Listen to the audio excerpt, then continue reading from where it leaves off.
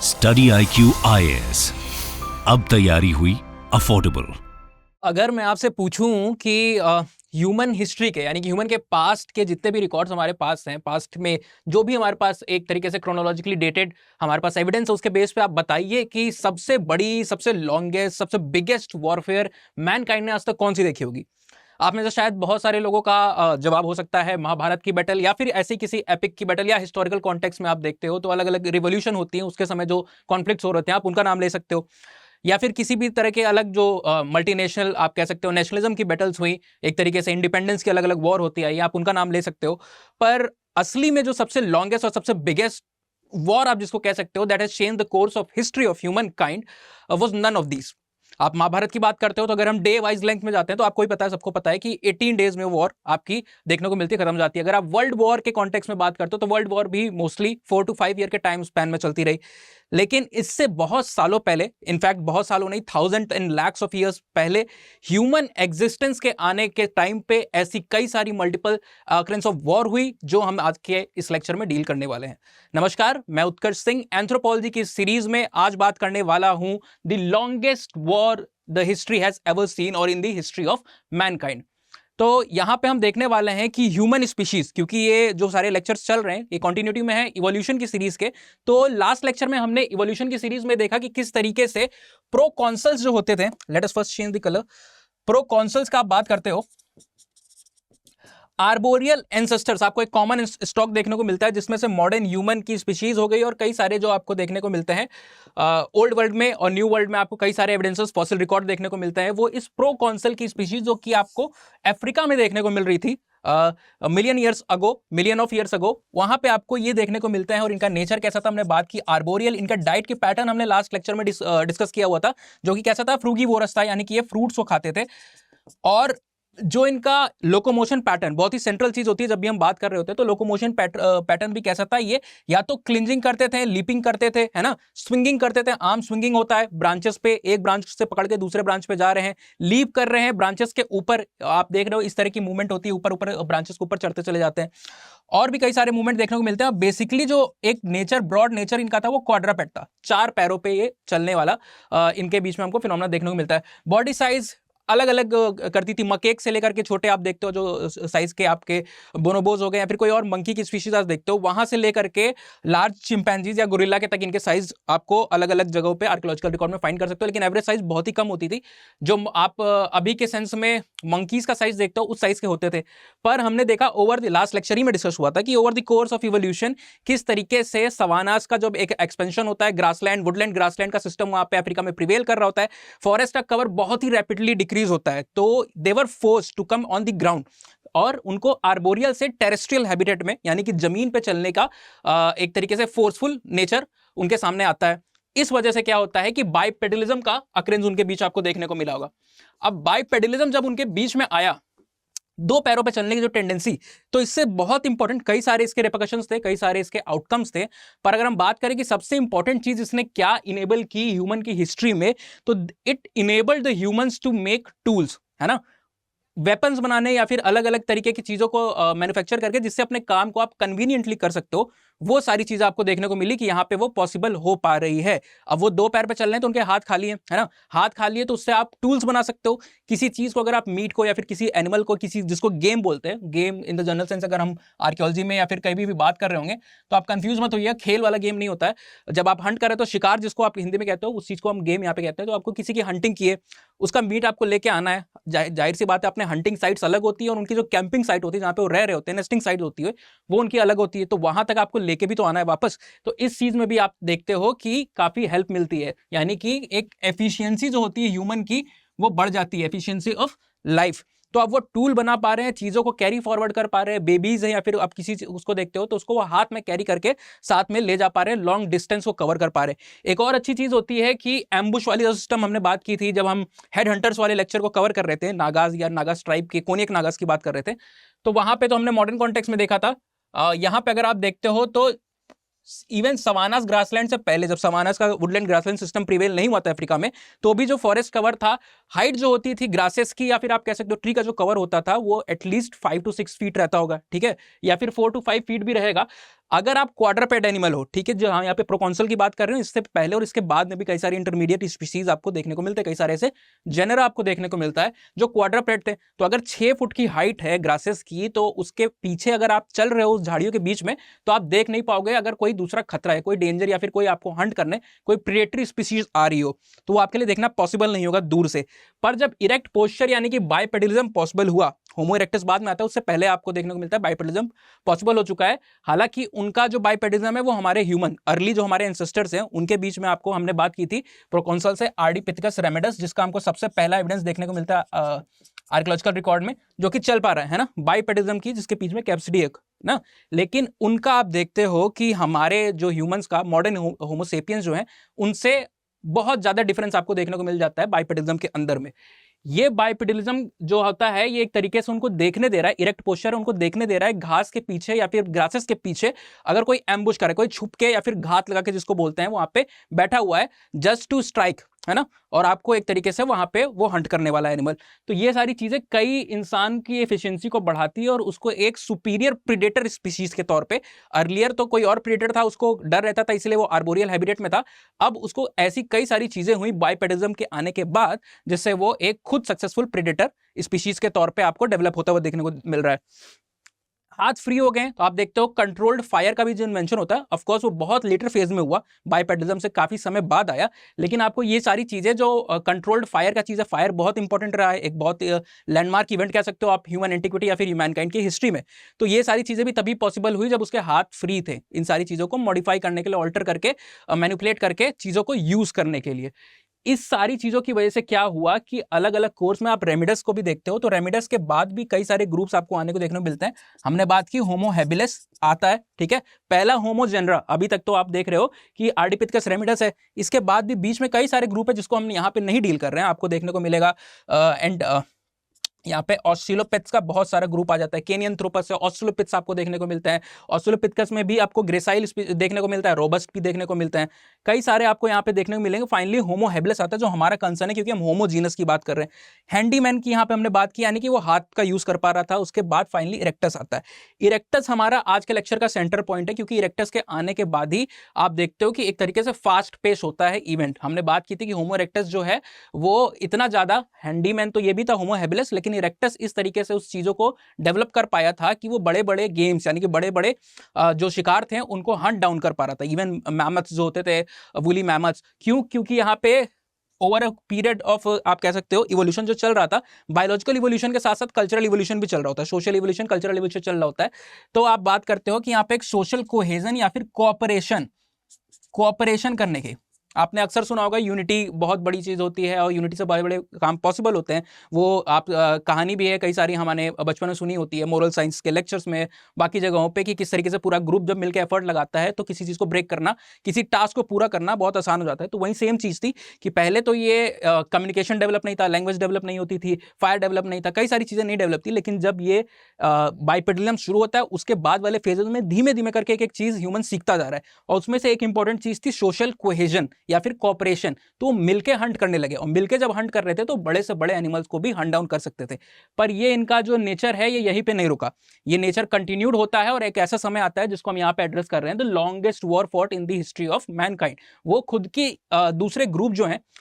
दूसरे होमिनिन्स जो हैं, आप होमिनोइडिया का बात करते हो, होमोनोइडिया के अंदर में होमिनिडे की बात करते हो, होमिनिडे के अंदर में होमिनिन्स आ जाते हैं और उसके बाद होमोनिनी जो कि आपकी ट्राइब जिसके अंदर हम सबके सब आते हैं, वहां पे आपको अलग अलग मेंबर्स देखने को मिलते हैं, जिसमें से कुछ जिनको हम कहते हैं, अभी हम नेक्स्ट स्लाइड में डील कर रहे होंगे, आर्काइक ह्यूमन स्टॉक जिसको कहा जाता है, आर्काइक ह्यूमंस कहा जाता है जिसको, और दूसरे जो होते हैं मॉडर्न ह्यूमंस देखने को मिलते हैं, यानी कि हम होमोसेपियन की जब आप बात कर रहे होते हो। तो ये आपस में भी कॉन्फ्लिक्ट करने लगे और इस कॉन्फ्लिक्ट की वजह काफी सारी है, लेकिन उन वजहों को जानने से पहले हम देख लेते हैं कि किस तरीके से जो होमो का जीनस है उसके अंदर आने वाले बहुत सारी स्पीशीज आपको जो देखने को मिलती है, चाहे आप निएंडरथल्स की बात करो, चाहे आप डेनिसोवा की बात करो, चाहे आप नालेडी की बात करो, ये सब आपस में एक तरीके से माइग्रेशन के कोर्स में जब एक दूसरे से मिल रहे हैं तो लड़ने लगे और जो सुपीरियर था, जो मोस्ट सूटेड था, वो लास्ट में होता है। और यही वजह है कि आज हम होमो सेपियंस की जब हम बात करते हैं, वी द ह्यूमंस, तो हम लास्ट सक्सेसफुल स्पीशीज है जिनने इस पूरे कोर्स में इतनी सारी वॉरफेयर, जो लंबी वॉर की बात कर रहे हैं, उसको सस्टेन करके आज हम यहाँ पे एग्जिस्ट कर रहे हैं।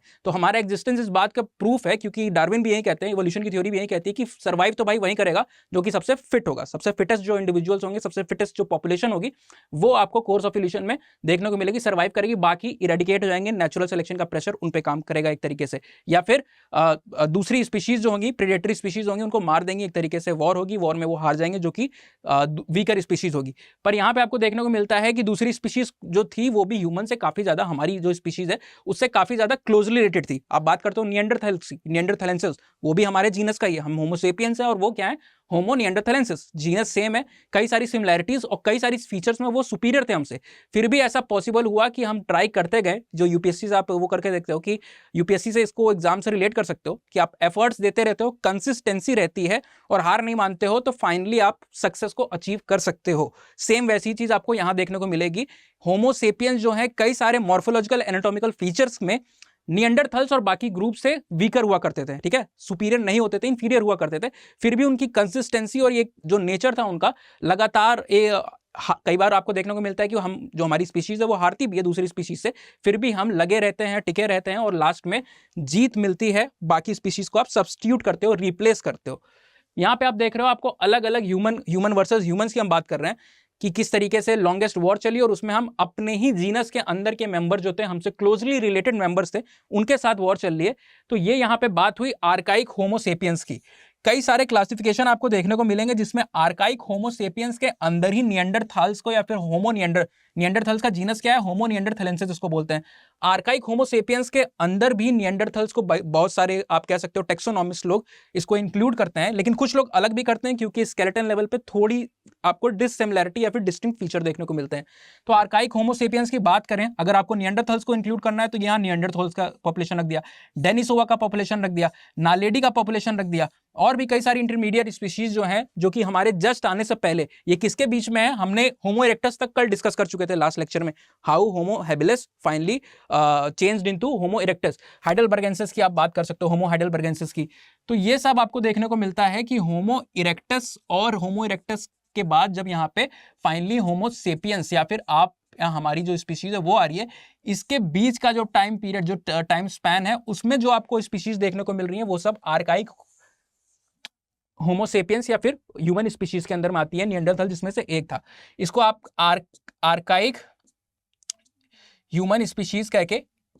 एड्रेस करते हो। दूसरी आपसे बात आती है यहाँ पे एनाटॉमिकली मॉडर्न होमो सेपियंस, जिसमें हमारा ग्रुप आता है, हमारी पॉपुलेशन को आप यहाँ पे इंक्लूड करते हो एनाटॉमिकली मॉडर्न ह्यूमंस में। अब आप स्केलेटन लेवल पे सिर्फ अगर स्कल की मॉर्फोलॉजी में देखो तो आपको डिफरेंस देखने को साफ मिल जाएगा। सबसे पहला क्या है, यहाँ पे ये बन एरिया,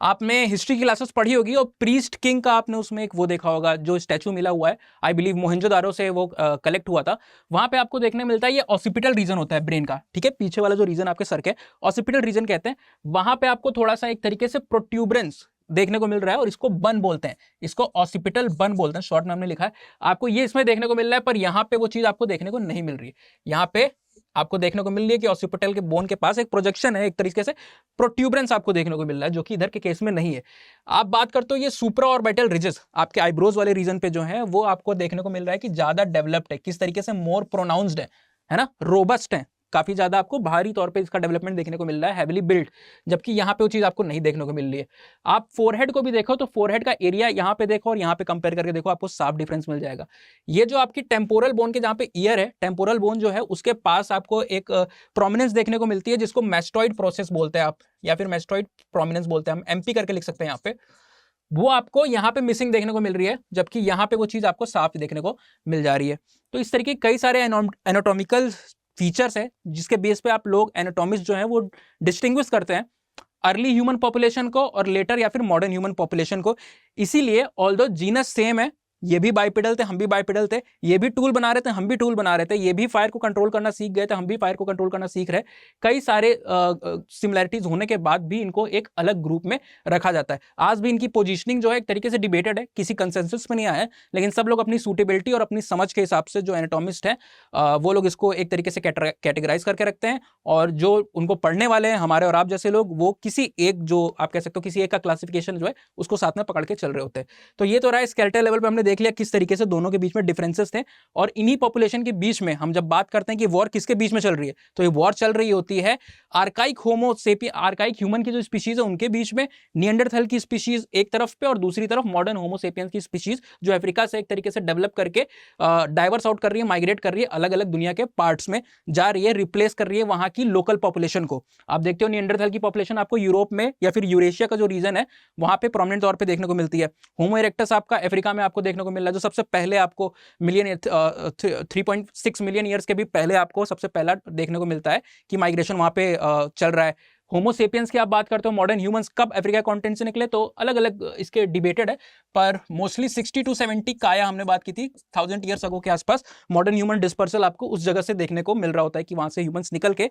दूसरे प्लेसेस को एक तरीके माइग्रेट कर रहे हैं। और जब जाहिर सी बात है आप एक जगह से निकल के दूसरी जगह पे जाओगे तो वहां पे कॉन्फ्लिक्ट लाजमी है, कहीं पे किसी को रिप्लेस कर रहे हो। तो आप अपने घर में हो और कल को कोई अचानक से आपके घर में आके आपको कहे कि नहीं आप यहाँ से हटो, हम यहाँ पे रहना चाहते हैं, आपके जो किचन एरिया, आपके रिसोर्सेज, आपके फ्रिज है, एसी है, उसको हम यूज करने वाले, तो it's conflict is bound to be there, वहाँ पे होना ही होना है, इसमें कोई ऐसी बात नहीं है। तो यहाँ पे भी वही सेम सीन चल रहा था। तो हमने डिफरेंसेस देख लिए कि जिनके बीच में वॉर चल रहा था उनकी आप एक तरह से मॉर्फोलॉजी समझ लो। अभी और डिफरेंसेस देखेंगे, यहाँ पे तो हम स्केलेटन डिफरेंसेस की बात किए, और डिफरेंसेस हम देखेंगे जिससे आपको पता चलेगा कि सुपीरियोरिटी किसके पास थी। Anatomic superiority, cognitive superiority is very different from anatomical superiority. आपका बिल्ड कैसा है जरूरी नहीं है उसके बेसिस पे आप ज्यादा सुपीरियर हो सकता है किसी का दिमाग बहुत तेजी से चलता हो, जैसे आप देखते हो कॉम्बिनेशन देखते हो, मैगजीन्स आती थी या फिर कोई कॉमिक आती थी चाचा चौधरी और उसमें साबू होता था, तो एक साबू आई बिलीव बहुत ही ज्यादा बल्कि इंसान था, एक सुपर जायंट के तौर पे था, और चाचा चौधरी तो उनका दिमाग बहुत तेज चल रहा होता था। तो ये बैलेंस आउट है, दोनों का नेचर में अपना एक इंपॉर्टेंस है और सब अपने लेवल पे वर्क कर रहे होते हैं। यहाँ पे हमने बात की कि पहले आपने स्केलेटल लेवल पे सुपीरियोरिटी देखी, ये सुपीरियोरिटी आपको देखने को मिल रही है, इससे साफ पता चल रहा है कि कैसे आर्काइक ह्यूमंस, जिसमें निएंडरथल्स की आप बात करते हो, तो यहाँ पे आप चाहे देखो इनका शोल्डर एरिया में प्रोमिनेंस आपको देखो, लेट्स चेंज द कलर, यहाँ पे आप शोल्डर एरिया की प्रोमिनेंस को देख रहे हो, ठीक है। आप पेल्विक रीजन में देखो किसके में ज्यादा आपको रोबस्टनेस देखने को मिल रही है, कंपेयर करो दोनों में, तो ये जो हेविली बिल्ट देखने को मिल रहा है आपको साइज और पूरी की पूरी आप इनकी मॉर्फोलॉजी एनाटॉमिकल लेवल पे देख रहे हो, इसकी वजह से ये काफी ज्यादा वेल सूटेड थे कि अगर इन दोनों के बीच में वॉर होती है, जो वॉर कुछ 5, 10, 15, 20 सालों तक नहीं, आपने महाभारत की बात की 8 साल तक, सॉरी 18 दिन तक चली, और रामायण की जो बैटल की बात करते हो, या इवन वर्ल्ड वॉर की हमने बात की, बहुत लंबा 4 से 5 साल में चली, और वो भी इतने सारे नेशंस के बीच में हो रही थी, तो भी 4 से 5 साल में वाइंड अप हो गई। यहाँ सिर्फ 2 ह्यूमन ग्रुप के बीच में हो रही है, उतने पुराने समय में know modern tools and technology, know modern means of destruction, उसके बाद भी आपको देखने को मिल रहा है कि ये 1000 ऑफ ईयर्स तक, 40,000, 50,000, कुछ जो आपको क्या देखने को मिलता है, पेलेंटोलॉजिस्ट हैं और कई सारे आर्कियोलॉजिस्ट है, वो कहते हैं कि 0.1 या 0.2 मिलियन ईयर्स, अगर 2-2 लाख साल तक ये वॉर जो है लगातार चलती रही। भाई ऐसा नहीं था कि वॉर शुरू हो गई, ऑफ कोर्स 2 लाख साल तक कोई एक इंसान या फिर उसकी पॉपुलेशन नहीं जी रही होगी, वो कंटिन्यूअस एफर्ट था, वो लोग हारते थे, कोई एक हारेगा, कोई जीतेगा, वापस जाएंगे कुछ साल बाद, फिर लड़ेंगे, फिर तो एक तरीके से लगातार ये कॉन्फ्लिक्ट चलता रहा, एक दूसरे के ऊपर सुपीरियोरिटी वो करने के लिए, अपनी प्रूफ करने के लिए, स्टैब्लिश करने के लिए, और उस रीजन में अपनी डोमिनेंस को स्टैब्लिश करने के लिए। तो they were more suited anatomically के बाद भी कई सारे इनके फीचर्स थे, शायद नेक्स्ट स्लाइड में होंगे। इनकी आईज आपको देखने को मिलेगी कंपैरेटिवली बिगर थी मॉडर्न ह्यूमन की जो पॉपुलेशन है उससे, तो इनका लो लाइट विजन जो था वो मोर डेवलप था। अगर ये छुपते हैं या फिर छुप के अटैक कर रहे होते हैं या खुद छुप रहे होते हैं, तो ये बेटर सूटेड थे अपने किसी भी दूसरे ग्रुप को एक तरीके से केटर करने के लिए। इस तरह की फैसिलिटीज, इस तरह के फीचर्स, इस तरह के कैरेक्टरिस्टिक के कारण ये लोग बाउंड थे कि ये हो सकता है ये जीतेंगे। यहाँ पे आप देख रहे हो, हमने बात की कि होमो इरेक्टस का एक एंसेस्ट्रल स्टॉक यहाँ पे आपने देखा, ठीक है, 1.5 मिलियन ईयर के आसपास आप देखते हो एक तरीके से ये स्प्लिट शुरू होता है। मॉडर्न ह्यूमंस की पॉपुलेशन आपको इधर जाते हुए दिखती है, ये यूरोपियन जगहों पे आपको, या फिर यूरेशिया के रीजन में जो पॉपुलेशन डेवलप हुई, इसको आर्केइक ह्यूमन कह सकते हो आप। निएंडरथल का एक यहाँ से अलग स्टॉक हो गया, और डेनिसोवंस का एक अलग ग्रुप आपको फॉर्म होते हुए देखने को मिलता है, और यही सारे आपस में एक तरीके से इनके बीच में अलग अलग रीजन में अलग अलग ग्रुप्स के बीच में कॉन्फ्लिक्ट चल रही थी, जिसको हम एड्रेस कर रहे हैं as the longest war fought. ये आपको मैप से कुछ पता चलेगा। माइग्रेशन की अलग अलग थ्योरीज है, हमने पहले भी कही थी। रिप्लेसमेंट मॉडल है, पार्शियल रिप्लेसमेंट मॉडल है, मल्टी रीजनल रिप्लेसमेंट मॉडल है, या फिर जिसको out of Africa recent migration theory आप अलग अलग कह के कहते हो कि एक जगह है कि एक ही जगह पे सारे के सारे ग्रुप डेवलप हुए, एक थ्योरी ये कहती है, और फिर बाद में अलग अलग कॉन्टिनेंट्स में वो वाइड स्प्रेड हुए या माइग्रेट करके गए। दूसरी थ्योरी आपसे कह रही है कि नहीं, ये जो किसी एक कॉन्टिनेंट या एक रीजन का ये कैरेक्टरिस्टिक फीचर नहीं है, जो एंसेस्ट्रल स्टॉक थे या फिर आप कह सकते हो एंसेस्ट्रल पॉपुलेशन है, वो अलग अलग कॉन्टिनेंट्स पे पहले ही पहुंच चुकी थी और अलग अलग जगहों पे अलग अलग रीजन्स में अपने आप को इवॉल्व की है। इवॉल्व अप करने के बाद मॉडर्न फॉर्म में जो एग्जिस्टेंस है हमारा, उस फॉर्म में हमको यहाँ पे देखने को मिलती है। तो ये मैप देख रहे हो आप किस तरीके से, यहाँ पे अफ्रीका में 1.8 मिलियन, वहाँ पे 1.5 डला हुआ था, 1.8 मिलियन ईयर्स अगो के आसपास आपको अलग अलग कॉन्टिनेंट्स में पॉपुलेशन ये जावा में जा रही है। देखिए इंडोनेशिया का जो रीजन हो गया, यूरोप का होता है, यूरोप में 1.0 यानी कि 1 मिलियन ईयर साल पहले पहुंची। यहाँ पे आपको जॉर्जिया का रीजन जो है इधर आपको 1.7 के आसपास, एशिया में इसका माइग्रेशन इस तरीके से दिखाया जा रहा है। तो अलग अलग समय पे ये पूरा का पूरा आप अफ्रीका का मैप देखते हो। मोस्ट ऑफ द, मैंने लास्ट लेक्चर में भी हमने बात की थी कि क्रेडल ऑफ मैनकाइंड या क्रेडल ऑफ ह्यूमन काइंड दो जगहों को कहा जाता है, साउथ अफ्रीका और ईस्ट अफ्रीका को। यहाँ पे कई सारे ऐसे, अब तो इवन अल्जीरिया का जो रीजन है, चैड का जो रीजन है, वहाँ पे भी कई सारे ऐसे डिस्कवरीज हुई जिसके बेसिस पे उनको भी टैग किया जा रहा है। पर जो नंबर है उसके बेसिस पे आप कहते हो कि यहाँ पे आपको ये ज्यादा देखने को मिल रहा है। यहाँ पे आपने देखा साउथ अफ्रीका का रीजन जो है, ये साइटें हैं, ये जो अलग मे बी यहाँ पे पॉसिबल ना हो कि आपको दिखना हो रहा है स्क्रीन पे, लेकिन कई सारी साइटें यहाँ पे, स्वेटक्रैंस है आपका, यहाँ पे आपका स्टैग फाउंटेन की आपको केव्स जो देखने को मिलती है, वंडरवर्क की केव्स जो आपको देखने को मिलती है, उसको छोड़ के यहाँ पे क्रोमा ड्राई का रीजन जो है, ये सारे के सारे पॉइंट्स हैं जहाँ पे अलग अलग आपको एक तरीके से फॉसिल रिकॉर्ड्स मिल रहे हैं इनॉर्मस अमाउंट में। यहाँ पे आप बात करते हो तो जो ईस्ट अफ्रीका का रीजन है, इथोपिया का रीजन है, तंजानिया का रीजन है, वहाँ पे भी आपको कई सारे, ओमो वैली की साइट आपको यहाँ से ले सकते हो। यहाँ पे ओल्डीबाई गॉर्ज की आप बात करते हो, केनिया के रीजन में कई सारे आपको साइट्स मिलते हैं। इस बेसिस पे हम कह रहे हैं कि ये क्रेडल या फिर सेंटर या फिर सिविलाइजेशन थे जहाँ पे आपकी ह्यूमन पॉपुलेशन इवॉल्व हुई और बाद में इनका माइग्रेशन होता है। माइग्रेशन का टाइम तो हमने लास्ट स्लाइड में बात की कि एक तरीके से आप कंसेंसस बनता हुआ दिख रहा है 60 to 70,000 ईयर के आसपास मॉडर्न ह्यूमन जब निकल रहे हैं वहां से दूसरे कॉन्टिनेंट्स को एक तरीके से पॉपुलेट करने के लिए। लेकिन रीजन पे अभी भी डिबेट है। मोस्टली माना जाता है कि ईस्ट अफ्रीका वाला रीजन होके ही वो दूसरे कॉन्टिनेंट्स में पहुंचे होंगे, खासकर जब आप मिडिल ईस्ट की बात करते हो, वेस्ट एशिया की बात करते हो, वहां पे पहुंचने की जब हम बात कर रहे होते हैं। मैप के तौर पे आपने ये देखा। नेक्स्ट हम बात करते हैं जो फीचर्स की हम बात कर रहे थे या फिर रीजंस, इस कॉन्फ्लिक्ट का क्या वजह थी और उनके फीचर्स की बात करते हैं। तो सबसे पहले आप फीचर को देखोगे तो कई सारी स्ट्रेटेजिक एडवांटेज थी। ऑफ कोर्स निएंडरथल्स अपनी जगह पे यूरेशिया में या वेस्ट जहां पे भी वो पहले से रह चुके हैं वहां पे वो मौजूद है ना। वो मिडिल ईस्ट का जो रीजन हो गया, यूरेशिया वाला जो पूरा रीजन है, उसमें वो पहले से मौजूद है। ह्यूमन की पॉपुलेशन माइग्रेट करके जो सेपियंस की पॉपुलेशन है या फिर मॉडर्न ह्यूमंस की पॉपुलेशन है वो उस जगह पे जा रही है। तो ऑफकोर्स जो नेटिव होगा, आपके घर पे कोई आता है आप पे एक तरीके से आपको रिप्लेस करने या अटैक करने, आपको एटलीस्ट पता है, सबकॉन्शियसली आपके दिमाग में है कि कहाँ पे कौन सी चीज़ है। आपको पता है कहीं पे कोई वेपन आपने छुपा के रखा हो, कोई आप कह सकते हो कोई स्टिक हो या फिर कोई गन हो, किचन कहाँ पे है, हर एक चीज़ आपको स्ट्रेटेजिकली हर लोकेशन पता है। आप छुप कहाँ सकते हो, कहाँ से स्केप कर सकते हो। अटैक करने वाला अटैक की इंटेंशन से आए, पर उसके पास ये एडवांटेज नहीं है कि उसको नहीं पता है कि कौन सी चीज़ कहाँ पे है। आप उस स्ट्रेटेजिक एडवांटेज को एक तरीके से अपने फेवर में यूज कर सकते हो। इसीलिए इनके पास हम कह रहे हैं कि निएंडरथल्स के पास सिर्फ एनाटॉमिकल लेवल पे नहीं, आप बात करते हो यहाँ पे कि उनके पास स्ट्रेटेजिक लेवल पे भी कई सारे एडवांटेज थे। नेक्स्ट आप बात करते हो कि वहाँ के नेटिव प्लांट और एनिमल के बारे में उनको कई सारी जानकारी थी, जो कि हीलिंग में आप कह सकते हो। या फिर आपने शायद पद्मावत मूवी देखी है, उसमें जब खिलजी अटैक करने जाता है, वो बड़े बड़े फोर्ट्स होते हैं, तो एक तरीके से वो डिफेंस कर रहा है ना, राजपूत को बचा रहा है। बड़े बड़े जो आपके फोर्ट्स जिसको आप हिंदी में दुर्ग कहते हो, वो उनको बचा रहे हैं, एक स्ट्रेटेजिक लोकेशन पे उनको लोकेट किए हुए हैं। दूसरा, वो वहाँ पे बाहर बैठे हुए हैं, इतना एरिड रीजन है ना, ड्रॉट प्रोन एरिया है, पानी की आप कह सकते हो, खाने की कह सकते हो, कई सारी कमी होती है। तो इस वजह से लॉन्गर पीरियड तक वो वहाँ पे सस्टेन करना मुश्किल हो जाता है उनके लिए। सेम चीज़ आपको यहीं पे देखने को मिलती है कि उनके पास एक तरीके से स्टॉक है, वो तो अपनी खुद की जगह पे है, तो उनको नेटिव प्लांट कौन से खा सकते हैं, कौन से नहीं खा सकते हैं, स्टॉक जो उनके पास रिजर्व फॉर्म में वो उनके पास है। जो अटैकिंग स्पीशीज आई है वो जो लेके आई होगी अपने साथ, या फिर आसपास जिस एरिया में वो लोकेटेड है, जहाँ पे वो ठहर रहे होंगे, छिप रहे होंगे, वहाँ पे जो उनको मिलेगा सिर्फ उतना ही पे उनको गुजारा करना है। तो यहाँ पे भी वो लैक कर रहे होते हैं जो मॉडर्न ह्यूमन की पॉपुलेशन है इस वॉर में।